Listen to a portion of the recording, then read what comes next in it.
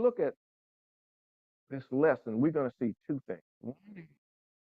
We're going to, we're, he actually moves past the actual punishment that he's seeing for Israel, what, what Isaiah is seeing for Israel, and he's looking for a new time. You see, the people are already coming under judgment now because God is turning his face from them, because the nation of Assyria is rising up. The kingdom of Assyria is rising up, and they started attacking that northern kingdom. So the southern kingdom is looking, thinking, oh, somebody gonna do something in Assyria? Before those people that we've heard about them, somebody gonna do something. And the prophets have been telling them this for years. So other prophets, there's tons of prophets that've been telling them that. We're talking about Isaiah. I mean, they've had Joel, Jonah, Amos, Hosea, Micah, Isaiah, Nahum, Zephaniah, Habakkuk, Jeremiah. They had prophets telling them. They had someone there saying, don't do that. Just like today, we got preachers on every corner. We got pastors in every church. The same message now, if they're gospel preaching, which we have, and many in this community have, singing the same song. We have to stop doing what we're doing. We got to do what God says, and then he will fix our problem. We can't fix our problem. God has to fix our problem. So let's not sweep this off and put this on those Israelites and say, yeah, well, they were terrible. Oh, we want the king. We're not like them. We're so much better than them because we fill in the blank, whatever you think you are. We're not any different than those people. And so we'll see that in a minute. And as we understand it, Isaiah, he's moving on past what we're talking about as the captivity, and he's explaining to them, okay, you're going to have some problems, but God is going to fix it at a future time. And that's where we are in this lesson. The nation of Assyria is rising up. The nation of Babylon is just around the corner. And they're also the Chaldeans.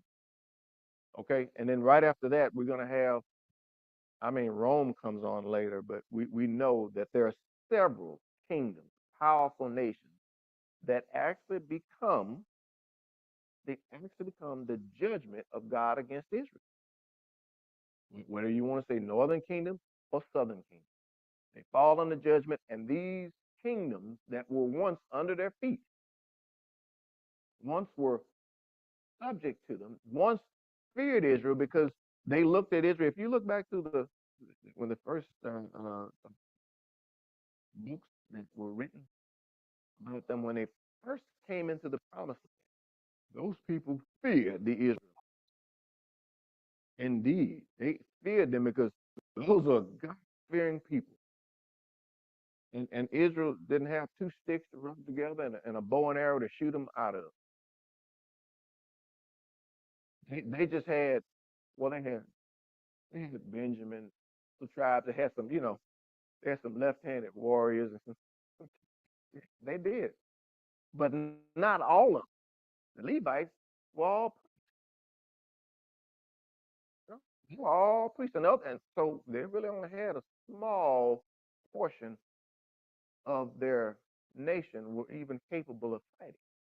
But yet all these Edomites and all these Amalekites, they feared because they know that once those Israelites and the prophets raised their hands and shouted to the Lord that some fire was going to come down, a flood was going to come through, or somebody else was going to come get them because they were touching God's people.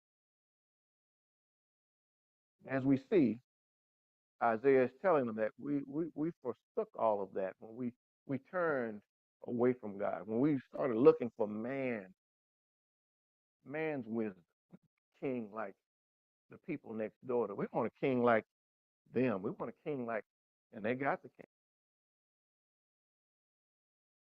They got trouble when they got the king. So now, the impending disaster of the Assyrians is right upon them. The Assyrians are moving into northern Israel. They're taking most of northern Israel. They're taking some of the south, the southern kingdom. And they're fearful now, and they're speaking to Isaiah about it. And Isaiah, well, I've already prophesied about what's you're going to go into captivity, but there's going to come a time. There's going to be a time in the future after the captivity. If you hold on, you'll see what I mean. And that's where we are in the lesson. God's kingdom of peace. There is no peace at this time. The Assyrians, the Babylonians, Chaldeans, the Medes, the Persians. There's a Persian kingdom that's sitting right there that will come behind the Assyrians and eventually take over from the Assyrians. So there's all kinds of dangers that the Israelites have to fear. And they are shaking in their boots right now. And Isaiah is saying he's not going to surely wipe out everybody. He tells us in chapter 65, as we move on into the lesson, that in verses 17 through 19, there will be rejoicing at this future time. There will be rejoicing at a future time. Not now, because you're going into captivity because you did what you did. And I'm telling you about it. It's going to happen. But in the future time, chapter 65, verse 17, a new heaven and a new earth. Bless the name of the Lord. For I, behold, create a new heaven and a new earth, and the former shall not be remembered nor come into mind. But be ye glad and rejoice forever in that which I create. For behold, I create Jerusalem a rejoicing, and her people a joy. There will be joy, and there will be rejoicing at this future heaven and the earth, new heaven and new earth. And the voice of weeping shall be no more heard in her. Won't be no more crying. Won't be any more tears. Nor the voice of cry. You won't have to cry anymore. You won't have to